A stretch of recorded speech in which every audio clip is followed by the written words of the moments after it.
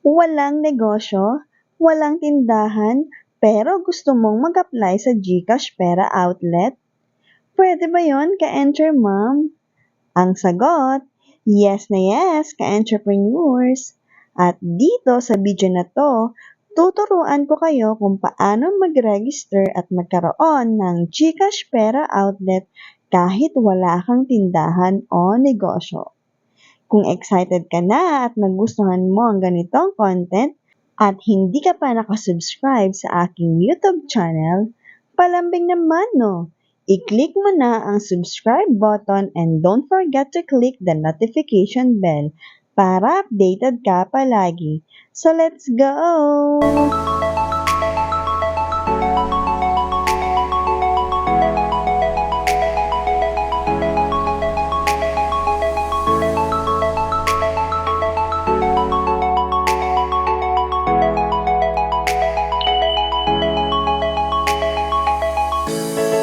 At ayun na nga, marami sa inyo ang nagko-comment na, sus, ang GPO para lang naman yan sa mga may negosyo o tindahan. Naku, wala na, hindi ko na pwedeng ma-convert yung GGives ko to cash dahil wala naman akong GPO.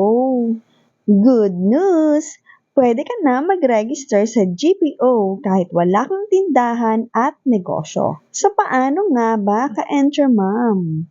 Pero bago ang lahat, ito ang mga kailangan na requirements. Una, selfie ng applicant. Pagkakataon mo na para maging Piolo Pascual at Ann Curtis sa selfie mo, kaya gandahan mo na. Pangalawa, selfie ng applicant kasama ang business owner. So kung wala kang negosyo, pwede ka maghanap ng tindahan. Pwede mo na puntahan si Aling Puring na lagi mong inuutangan. Siguro naman kung good payer ka, malamang papayagan ka niya at tutulungan ka niya sa application mo na ito. Pangatlo, picture ng tindahan kasama ang applicant at business owner.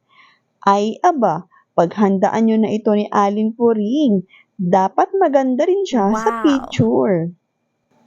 Take note mga ka-entrepreneurs na dapat nakikita ang store signage o kaya pangalan ng store.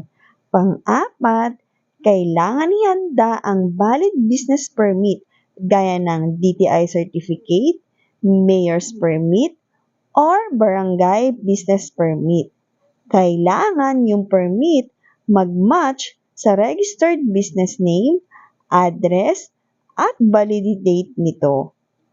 Panglima, valid IDs ng business owner at ng applicant.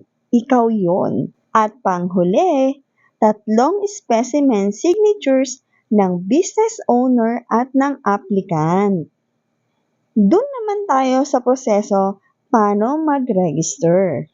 Una, hanapin ang GCash Pera Outlet mini app sa loob ng GCash app. Pangalawa, pinutin ang Get Started. Ilagay ang detalye ng iyong tindahan at mag-upload ng litrato at business requirements. Siguraduhin tama ang litrato at business permit. Muling i-review kung tama ang naisubmit na detalye at requirements. Then, click Submit.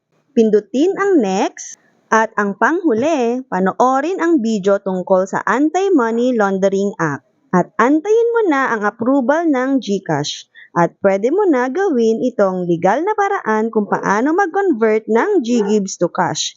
At kung hindi mo pa napanood ang video na ito, ilalagay ko sa description below yung links. O siya, sana nakatulong ang video na to sa'yo.